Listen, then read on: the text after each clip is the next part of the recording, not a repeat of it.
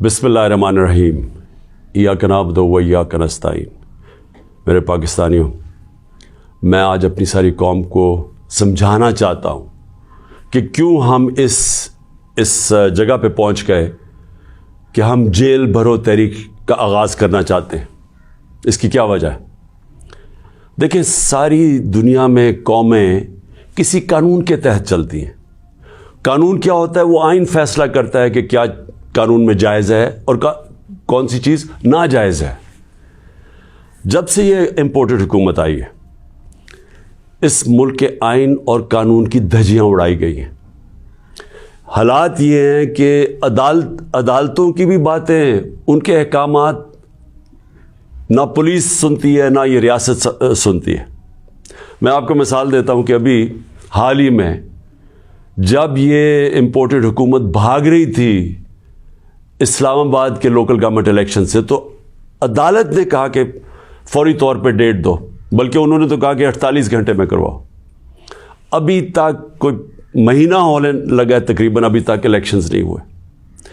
اس کے علاوہ جس طرح فنڈامنٹل رائٹس، جو بنیادی حقوق، جو ہمارا آئین ہمیں ہمارے بنیادی حقوق کی حفاظت کرتا ہے، حالات یہ ہیں کہ لوگوں کو اٹھایا جاتا ہے۔ کتنے لوگوں کو، سوشل میڈیا کے لوگوں کو اٹھایا گیا، ان کو تشدد کیا گیا ان کے اوپر، صرف اس لیے کہ ان کی کوئی ٹویٹ تھی، اس کے اوپر اٹھایا گیا، تشدد کیا گیا۔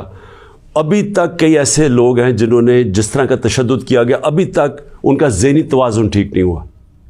اعظم سواتی، کون سا آئین، کون سا قانون اجازت دیتا ہے کہ ایک ٹویٹ کے اوپر ننگا کر کے اس کے اوپر تشدد کیا جائے، اور پھر جب وہ پھر سے اس کو جیل میں ڈالا جاتا ہے اور پھر اس کو کوئی 30 اس کے اوپر FIR کوئی بلوچستان سندھ میں کی جاتی ہے۔ شیخ رشید، آئین اس کو عدالت اس کو ضمانت دیتی ہے، اس کے باوجود اس کو اٹھا کے لے جاتے ہیں اور اس کے اوپر کیسز سندھ اور بلوچستان میں کر دیتے ہیں۔ فواد چودھری، عدالت 4 دفعہ کہتی ہے IG کو کہ پیش کرو فواد چودھری کو عدالت میں، اور وہ اس کو اسلام آباد لے جاتے ہیں۔ تو یہ تو میں تھوڑی مثالیں دے رہا ہوں جو شہباز گل سے ہوا۔ کسٹوڈیل ٹارچر، تشدد، یہ پاکستان کے قانون کے خلاف ہے۔ تشدد بھی ہوا اور اس کو کوئی ریلیف نہیں ملی، اور پھر ڈرایا دھمکایا گیا اور کیسز کیے گئے۔ پرامن احتجاج ہمارا تھا 25 مئی کو، اس کے اوپر جو ظلم کیا گیا، کون سا قانون اور آئین ایک جمہوریت میں اجازت دیتا ہے کہ پرامن احتجاج کے اوپر تشدد کرو؟ انہوں نے 3 دھرنے ہمارے اگینسٹ دیے اور لانگ مارچز کی، کس کے اوپر ہم نے کوئی سختی کی؟ تو میں تو یہ تھوڑی سی مثالیں دے رہا ہوں آپ کو کہ ہمارا سارا جو ہمارے آئین اور قانون کے اوپر جو اعتماد ہے ہم اس قوم کا، وہ اٹھتا جا رہا ہے۔ اور بلکہ ہمیں یہ خوف ہے کہ جو اب آئین جو جمہوریت بیس ہوتی ہے جس آئین کے اوپر، اور جمہوریت کے اندر واضح طور پہ ہے کہ 90 دن کے اندر الیکشنز کروانے پڑیں گے۔ ہم نے اپنی 2 حکومتیں پنجاب اور سندھ میں کیوں گرائیں؟ گرائیں کیا ڈیزالو کی؟ خود کوئی ایسے نہیں کرتا۔ ہم نے صرف آئین کو سامنے رکھ کے کی کہ ہمیں جب پتہ تھا کہ 90 دن کے علاوہ آپ آگے نہیں جا سکتے، تو ہم نے اس کو سامنے رکھ کے الیکشنز کی طرف گئے، اس لیے کہ ملک ایک بہت بڑے بحران کا شکار ہے، ایک پولیٹیکل انسٹیبلٹی کا شکار ہے، اور جب تک اس ملک میں سیاسی استحکام نہیں آتا، ہماری معیشت نہیں ٹھیک ہونے لگی۔ تو ہم نے قربانیاں دی 2 گورنمنٹس کی، جو تقریباً 66% پاکستان ہے، صرف اس لیے کہ آئین 90 دن میں الیکشن کرواتا ہے۔ ابھی تک کتنے دن ہو گئے ہیں؟ 20-25 دن ہو گئے ہیں، ابھی تک کوئی ڈیٹ نہیں ملی۔ دونوں الیکشن کمیشن اور یہ جو 2 حکومتیں، جو 2 گورنرز ہیں، انہوں نے ڈیٹس نہیں ابھی تک دی، اور یہ سیدھی پاکستان کے آئین کی وائلیشن ہے۔ اور اگر یہ 90 دن سے آگے جاتے ہیں تو آئین بڑا صاف ہے اس میں کہ آرٹیکل 6 لگے گا۔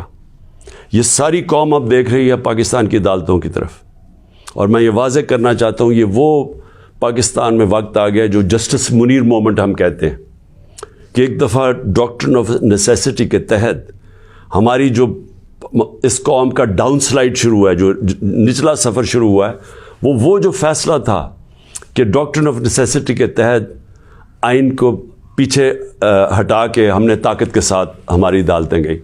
تو آج بھی وہی وقت ہے, سارا پاکستان دیکھ رہا ہے, ٹائم بدل چکا ہے.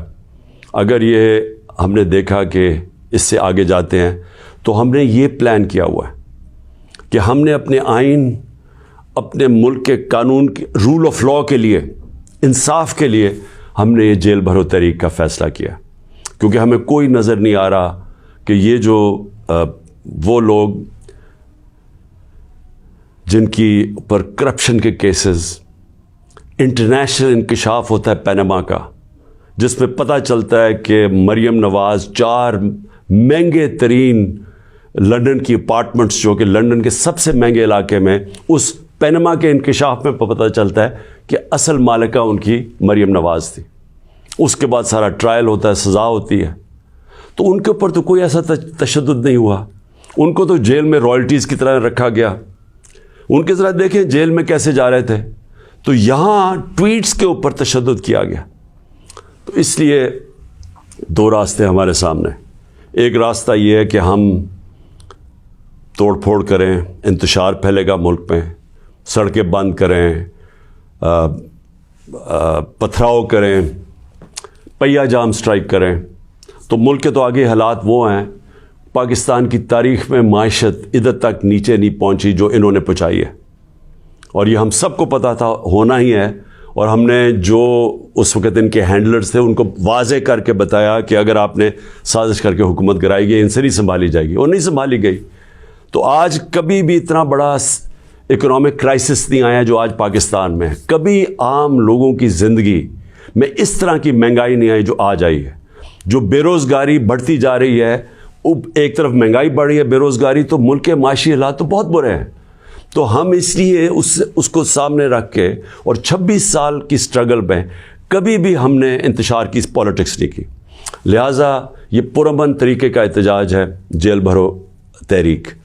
میں آج اپنے سارے کارکنوں کو, بلکہ میں تو پاکستانی عوام کو بھی یہ کہتا ہوں کہ یہ اس وقت آپ پالیٹکس نہیں کر رہے ہیں, آپ اپنے ملک کے لیے جہاد لڑ رہے ہیں, حقیقی آزادی کی جنگ لڑ رہے ہیں.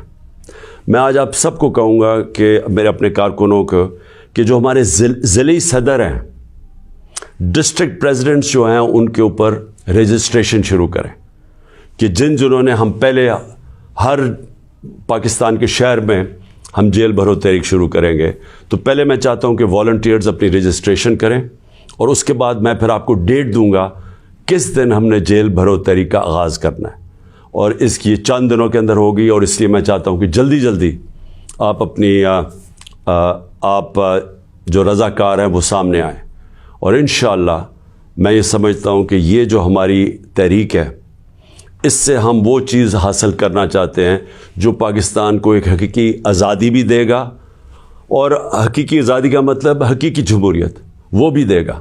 اور وہ انشاءاللہ وہی ایک پاکستان کو ایک وہ جمہوریت جدھر رول آف لاء ہے, جدھر قانون کی حکمرانی ہے, وہی پاکستان کو اس دلدل سے نکالے گا. شکریہ.